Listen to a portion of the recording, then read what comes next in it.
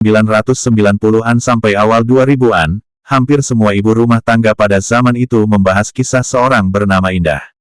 Wanita malang yang hidupnya diliputi kesengsaraan. Kisah cintanya pun tak kalah nelangsa. 7 tahun 7 musim, kisah Indah yang menguras perhatian dalam sinetron tersanjung itu merajai rating televisi nasional selama bertahun-tahun. Kini, dengan sebuah cerita baru, sinetron tersanjung diangkat ke dalam sebuah film yang mestinya tayang di bioskop pada Maret tahun 2020, yakni Tersanjung The Movie.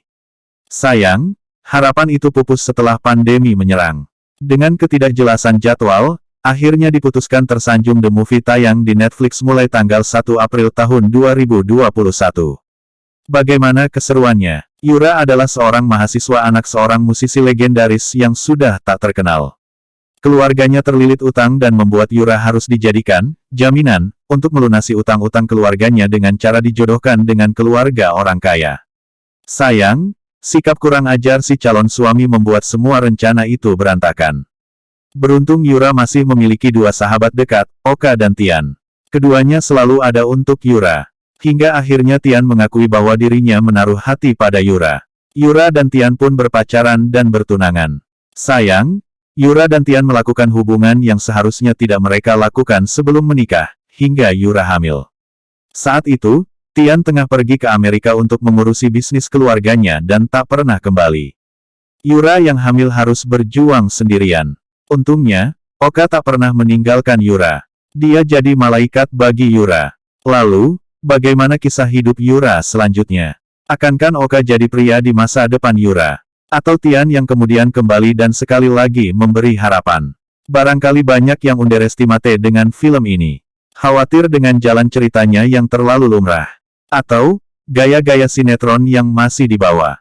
Nyatanya, tidak. Secara premis memang masih cukup klasik, tapi dengan gaya penceritaan yang baik, penonton bisa ikut terhanyut pada kisah hidup Yura.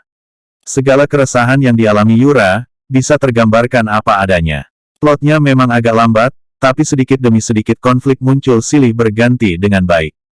Hingga pada 1 jam terakhir, klimaks yang dinantikan penonton pun muncul. Konflik yang mungkin tidak terlalu diperhitungkan sebelumnya, terjawab satu persatu. Maka dari itu, meski jalan ceritanya masih klasik, dengan sedikit bumbu-bumbu sinetron, tapi tetap asik untuk ditonton.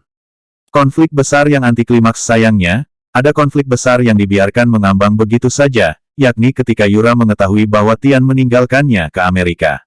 Film serasa tak beranjak dari kejadian itu. Masalah yang terjadi hanya seputar Oka yang muncul sebagai sosok pria dambaan yang memang dibutuhkan Yura pada masa sulitnya. Hingga Yura juga menaruh hati pada Oka. Sayang banget durasi yang tersisa cukup banyak itu tak mengembalikan sosok Tian pada kehidupan Yura. Membuat si pemeran utama kita ini kebingungan harus memilih Oka atau Tian. Yap, hal tersebut memang tidak ditampilkan. Alhasil, akhir kisahnya terasa kurang greget. Kental dengan nuansa 1998. Film ini disutradarai oleh Hanung Bramantyo dan Pandu Aji Surya. Sebagaimana kita tahu, Hanung adalah tipikal sutradara yang benar-benar memperhatikan detail zaman. Film ini berlatar pada 1998. Semua elemen dalam film ini disesuaikan dengan latarnya. Mulai dari pakaian, kendaraan, barang-barang, hingga hal-hal kecil disesuaikan dengan yang terjadi pada tahun tersebut.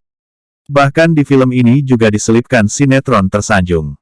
Hanya saja, sedikit bocor ketika adegan Yura meratapi hidupnya di pinggir rel kereta api. Saat itu kereta api yang lewat adalah kereta dengan desain gerbong terbaru. Selebihnya, nyaris tanpa celah. Hal ini mengingatkan kita pada Hanung ketika menggarap film Habibie dan Ainun, 2012 dan Bumi Manusia, 2019. Semua properti disiapkan dengan detail sesuai dengan latar film yang digarap. Tersanjung The Movie ini